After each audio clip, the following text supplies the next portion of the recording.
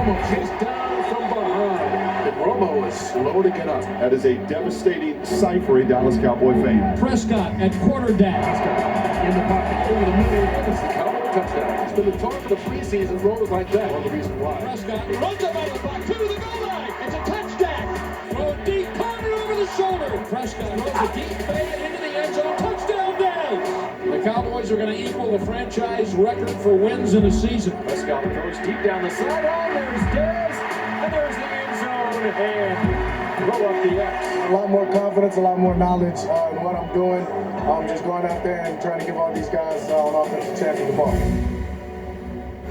And here he is now, the quarterback for the Dallas Cowboys. What a rookie year it was for Dak Prescott. It was a year ago tomorrow that Tony Romo got injured and you took over the starting job. I was there at Cowboys training camp when you were the third string quarterback when things started, Dak. The whole SEC knew who you were. Now the entire country knows who you are. How surreal has the last year been for you? Yeah, it's been a whirlwind. I mean, a lot has happened. As you said, going from number 3 to being the starter in a year after the great season that we had, it's been fun to say the least. The game's going to slow down for you mentally. Physically, what's the biggest difference for you going into year 2?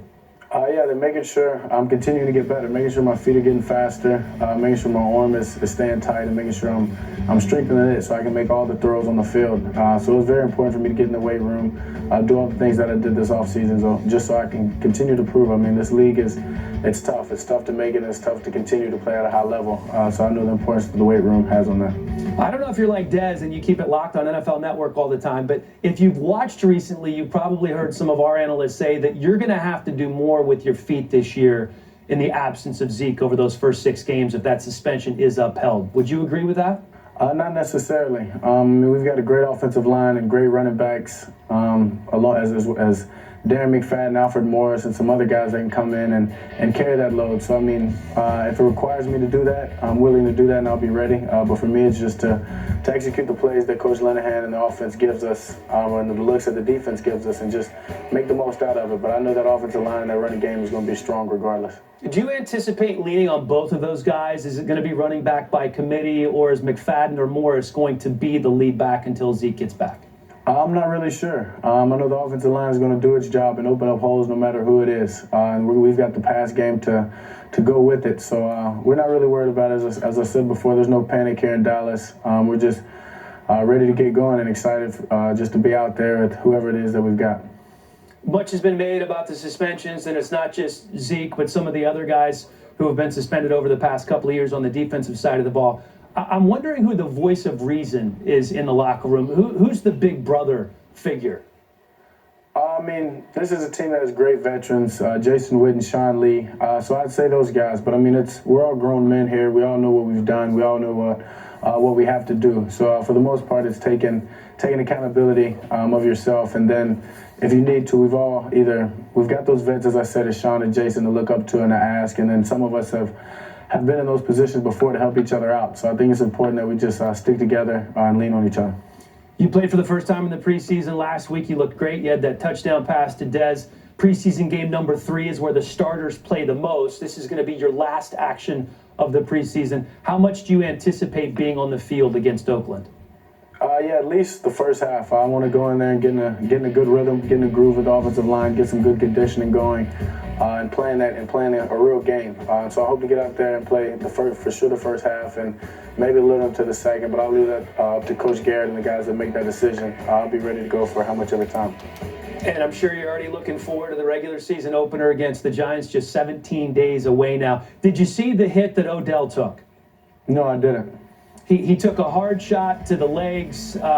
He sprained his ankle. He's going to be out for a while. There has been some talk that he could miss the regular season opener. Do you monitor what's going on with other teams in the division at all? Do you read the websites? Do you watch TV? You're on Twitter?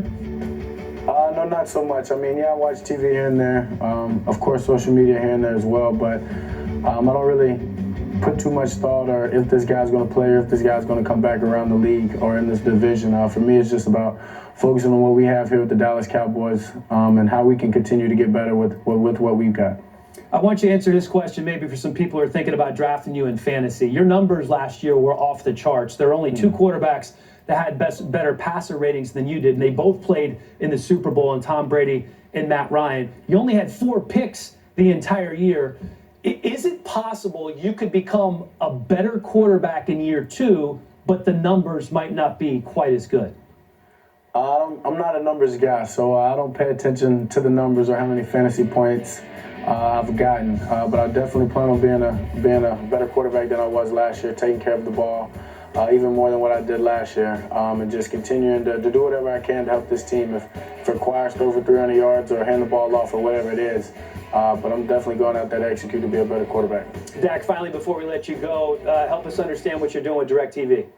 Yeah, I've partnered with DIRECTV, who's been an exclusive holder of the NFL Sunday Ticket for 20 years. So that means I've grew up watching all these commercials. So it's truly been an honor to be part of this campaign. It's the only place that you can get every live out-of-market game, so you don't have to miss your Cowboys or anybody's favorite team at any point. And not only they don't have to miss my touchdowns or with the Red Zone channel they have, or as we're talking about fantasy players, we have the new Fantasy Zone that allows you to tune in and get up-to-date by the minute fantasy points and fantasy scores and numbers. So you can see how well I'm doing. So make sure you draft me and check out the Fantasy Zone. And watch every game there with the NFL Sunday Ticket with DIRECTV. There you go. You got the Sunday Ticket. I know Andrew Siciliano appreciates the Red Zone plug. Dak Prescott, quarterback of the Dallas Cowboys. Good luck this year, my friend. Yep, thank you.